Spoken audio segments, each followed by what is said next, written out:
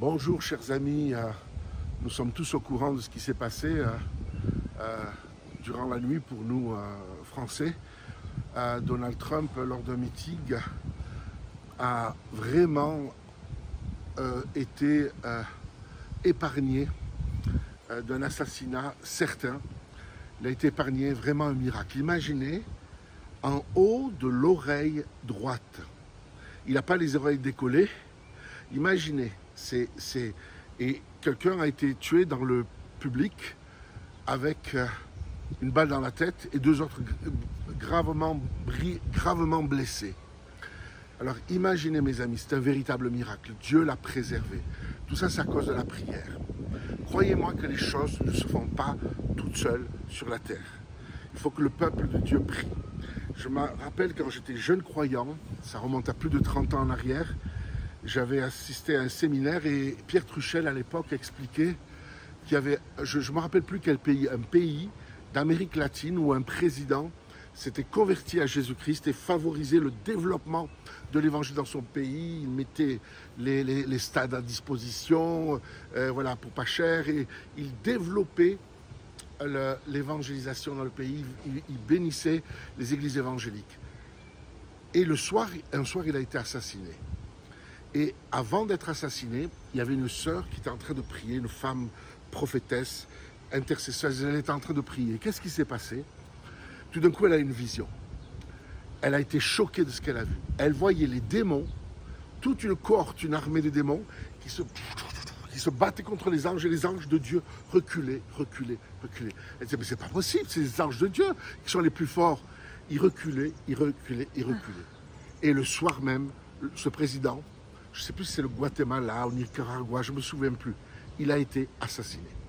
Mes amis, nous le voyons avec Moïse, il était sur la montagne. Quand Moïse baissait les bras, c'est Amalek qui reprenait le dessus.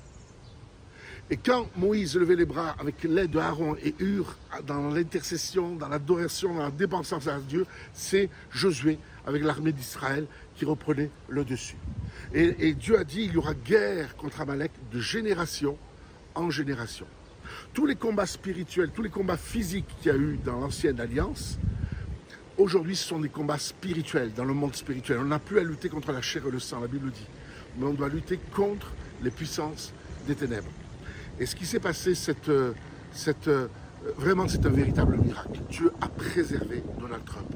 Parce qu'il faut comprendre que oui, c'est un complot. Oui, mes amis, il faut comprendre, je ne vous dis pas, Serge Fortunato dit que c'est un complot. La Bible parle d'un complot qui s'appelle la mondialisation, le nouvel ordre mondial. La Bible parle d'un gouvernement mondial qui sera supervisé par l'Antichrist. Il y a deux hommes. Il y a le faux prophète, on sait qui c'est, qui rassemble toutes les religions. C'est un prophète, c'est quelqu'un qui parle de la part de Dieu. Donc un faux prophète, c'est quelqu'un qui se fait passer pour un représentant de Dieu.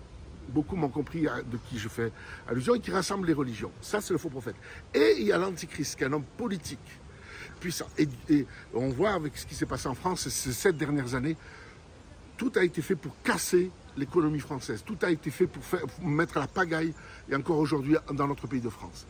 Et beaucoup travaillent à cette mondialisation. Beaucoup travaillent à ce que se fasse ce gouvernement mondial. Je sais que ce gouvernement mondial démarrera fin 2029. Mais on aura un répit.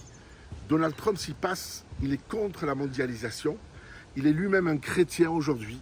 Il marche avec le Seigneur, il est soutenu et conseillé par des pasteurs évangéliques. Lors de son premier mandat, il était dans la Maison Blanche, il avait instauré des réunions de prière, des conseils spirituels. Ça n'avait jamais été fait par des pasteurs qui le conseillaient spirituellement. Et donc, je peux vous dire, mes amis, donc il est une personne à abattre, il est anti-système. Même s'il n'est pas parfait, mais souvent on lui ressort son passé, alors qu'il est vraiment né de nouveau. Il marche avec le Seigneur aujourd'hui. Écoutez-moi bien, mes amis. C'est un véritable miracle qui s'est passé cette nuit. Il y aura guerre contre Amalek de génération en génération. Mes amis, le peuple de Dieu, on doit prier. Parce que, non, Jésus ne va pas revenir ce soir, il ne va pas revenir la semaine prochaine, il ne va pas revenir dans 2 ans. Pourquoi? Parce que, il faut que les Juifs, de gré ou de force, rentrent tous en Israël, des 4 coins de la planète Terre. Il y en a encore des millions hors d'Israël. Deuxièmement, il faut que l'apostasie, c'est quoi l'apostasie? Qu'on ne croie plus au vrai évangile, de la sanctification, de la repentance, de l'amour de la vérité pour être sauvé, qui est L'unité, oui, avec les autres croyants, mais dans la parole de Dieu. Pas une unité sans la parole de Dieu. Il y a une séduction, c'est une apostasie, parce qu'on s'éloigne du vrai message de l'Évangile. Écoutez-moi bien, mes amis. Oui, c'est un complot. Oui, ce jeune sniper de 20 ans, on ne sait pas encore tout sur lui, mais c'est pas normal qu'il était là. À 100 mètres, j'ai vu la photo que faisait voir CNews, le podium, à 100 mètres, en haut d'une toiture, il était là. Des gens l'avaient dénoncé, il y a là-bas, il y a un tireur, il est isolé, c'est pas un avec l'uniforme des snipers officiels pour protéger. Non, non, non, il avait dit ça à la police, personne n'a rien dit. Je vous dis, mes amis, c'était un complot. On voulait assassiner Donald Trump. Quoi que ce soit que vous disent les médias, quoi que ce soit que vous racontent, les médias souvent ne vous diront pas la vérité. Je vous dis, mes amis, parce que le complot est écrit dans la Bible. Le complot est écrit dans la Bible. Il va y avoir un gouvernement mondial qui va se créer. Un gouvernement antichrist, contre Christ. On prêchera Dieu est amour. L'antichrist sera un homme de paix, de sécurité. Il va amener l'économie, l'unification des nations, tout ça. Mais ça sera hors de l'évangile, de la parole de Dieu. Beaucoup de croyants, beaucoup de pasteurs vont tomber dans le panneau. Donc ce qui s'est passé là, il y a quelques heures, avec cette tentative d'assassinat, vous vous rendez compte, la balle est rentrée en haut de l'oreille droite, elle est sortie sans toucher la tête. Alors qu'un autre dans le public, il y a eu 9 coups de fusil, bar, bar, bar, bar, bar. Il y en a un qui a été touché en pleine tête, il est mort sur le coup. Et d'autres sont deux grièvement blessés, peut-être plus, je ne sais pas. Mais tout ce que je peux vous dire, mes amis, la prière. La Bible dit, Jésus a dit, veillez afin que vous ne tombez pas en tentation. Déjà pour nous-mêmes, il faut passer du temps dans la prière. Et la Bible dit de prier sans cesse. Il y a des combats spirituels. On doit évangéliser les nations. Encore des multitudes sont à gagner à Jésus. Donc Jésus ne va pas revenir demain parce que les multitudes ne sont pas encore évangélisées. Déjà la France encore n'est pas évangélisée. Les musulmans en France ne sont pas évangélisés. Beaucoup d'incrédules ne sont pas encore évangélisés. On doit leur témoigner de ce que Jésus a fait dans notre vie. On doit leur proposer de prier quand ils ont des besoins. Et après, on doit les évangéliser. Mes amis, on est dans le dernier tournant avant le retour de Jésus. Les années sont comptées. Bien sûr, Jésus revient. Mais les années sont comptées. Mais je vous dis, mes amis, écoutez-moi bien. Le fait que Donald Trump va passer... donc les élections ont lieu en novembre, je crois. En novembre de cette année. Le fait que Donald Trump va passer, j'espère qu'il va passer, eh bien, il y aura un répit encore de 4 ans contre la mondialisation. Les prochaines aussi des élections en France. Donc il y a espoir qu'il se passe quelque chose. Voilà. C'est pas que les gens sont parfaits, mais de voter pour le moins pire, j'allais dire. Mais en tout cas, Donald Trump est un outil entre les mains de Dieu. Et il va favoriser l'évangile. Donc c'est très important qu'il passe. Et le diable a voulu le tuer, mais Dieu n'a pas permis cela. Je vous dis, c'est un miracle qui s'est passé. On glorifie le Seigneur. Et mes amis, c'est le temps de prier plus que jamais. Priez pour Donald Trump, priez pour la France, priez pour vos quartiers, priez pour vos voisins. Invitez-les à boire un café, invitez-les à un barbecue, témoignez-leur de ce que Jésus a fait dans votre vie. Proposez-leur de prier pour leurs besoins.